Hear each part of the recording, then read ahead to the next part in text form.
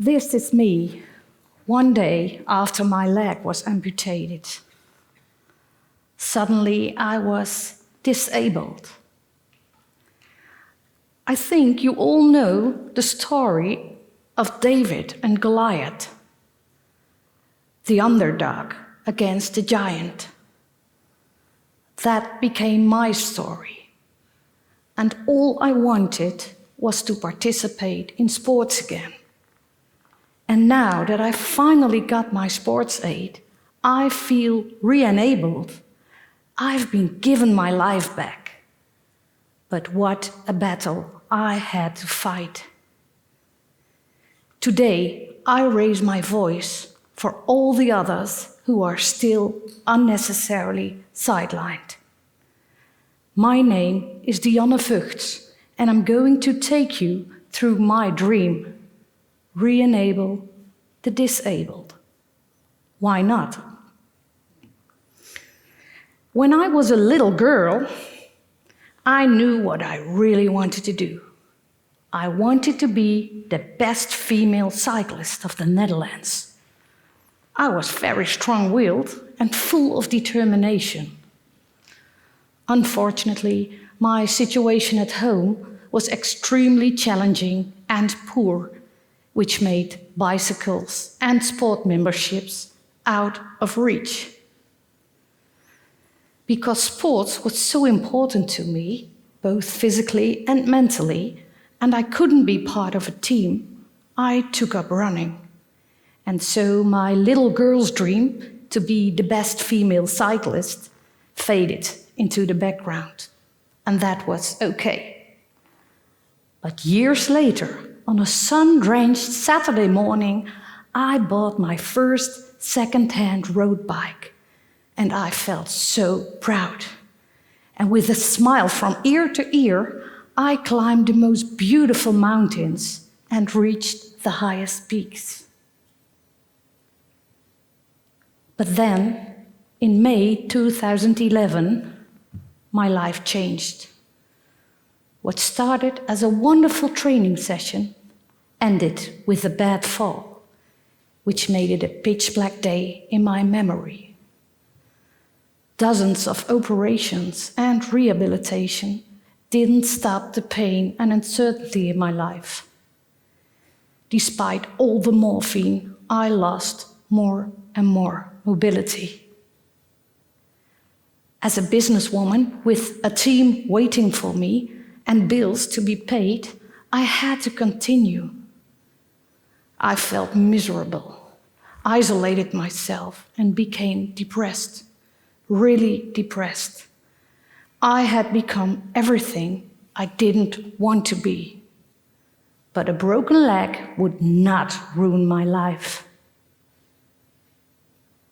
The word amputation keeps popping up in my head, so I read an article which discussed all the pros and the cons. I knew I needed to be well prepared before approaching the doctor to discuss this. I did more research. I made my decision.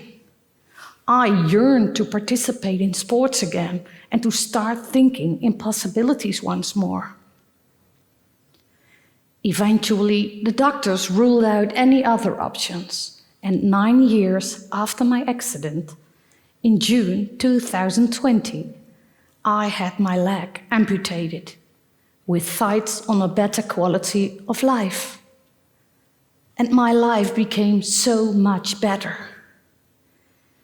2.5 months later, I walked on 2 legs in the first snow in Austria, without pain. As sports and exercise has always been a big part of my life, I was very keen to start exercise again. However, I hadn't been told that my prosthesis was limited to basic home life use. And so it happened because my first prosthetist, don't get me wrong, he was really a nice guy, lacked enough knowledge, He said I could mountain bike just fine with my basic home life prosthesis. But one day, halfway during the climb on my mountain bike, I lost my leg in the forest, which was funny to watch as I ended up with my nose over there and my basic home life prosthesis was over there. The fact is that my prosthetic device is not suitable for sports. Fortunately, my physiotherapist came across a pilot scheme, which meant I could borrow a running blade. A great opportunity. I was so excited. So off I went to Amsterdam, where the best prosthetist made me a custom-made running blade. Under his supervision, I followed a full training program, which involved adaptive training, physiotherapy, swimming, but also psychological coaching to ensure that the blade is used to its optimal degree. And one morning into the training program, after such a long time, I ran again. Let's watch.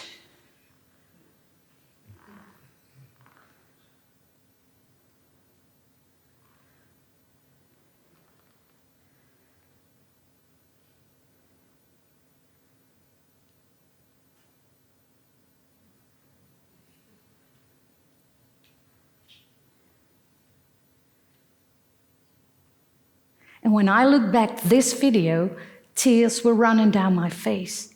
This is what all my hard work was for. But after 6 months of being back on track, the loan pilot scheme ended, and I had to return my blade. I was devastated and immediately applied for a new. Unbelievably, it was refused. Apparently, my health insurance company considered the blade my only possibility to do a sport as unnecessarily expensive, inadequate, and not essential. I really couldn't believe it. My physical and mental health has improved so much. I had so much less healthcare expenses. I realized that I had ended up in a world of red tape with all its limitations, such as health insurance companies, councils, and politicians, all refusing financial responsibility. And all I wanted and needed was to participate in sports again. But without a sports aid, this is impossible.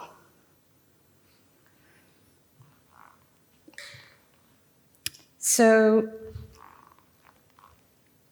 we are not limited, we are being limited in such a rich and developed country like ours. Imagine, without a sports aid, a child can never participate in gym class. A child can never play a game of hockey or football. Without a sports aid, a rugby player can never play again. And a young mother cannot go safely to the swimming pool with her children. Why not? I want you to picture a little girl with a leg amputation. She desperately wants to be like her friends. She would like to go swimming with them. With a water-resistant sports aid, she can walk to the pool, get in, and swim, having fun, just like her friends. But without it, she has to go in a special wheelchair to the pool, her stump exposed, and then, in her wheelchair, she is lowered into the pool. Which scenario do you want for her? Believe me, I know how she feels. Back to my story. As a rebellious person with a warm heart, I knew I would be fine. What annoyed me the most was that people who had no money were being sidelined. So I decided to start a fight in the hope I would eventually help others. With the help of an excellent lawyer and media support, we started a lawsuit. Yes, believe it or not, we won. I was reimbursed, but it didn't lead to any changes in the system. Each individual still needs to fight for a sports aid. Yes, it is possible to start a crowdfunding campaign. Yes, you might be able to receive money from a fund. But is that the right way ahead? I don't think so. It makes financial sense for the health insurance company to support and fund sports aid instead of paying out for the illnesses related to inactivity and exclusion. This way, I believe that a structured Re-enable program must be written, implemented, and financed. The Ministry for Health, the health insurance companies, and the county councils should join forces and invest together. This program should not only be about finance, it should contain a countrywide list of specialists, sport prosthetists, and suppliers with proven knowledge, as well as access to all the necessary training, counseling, and support which goes along with such a sports aid. It's very important that from the outset, both parties are aware of the length of time and the costs involved to reach the decided goal. With careful coordination, secure investment, and dedicated support, this Re-enable program must be worth doing. The barrier will come down. Sport lovers with and without a physical disability will be able to work together, strengthen each other, and take sports to a new level. Bringing people together ensures inclusion, respect, and new friendships.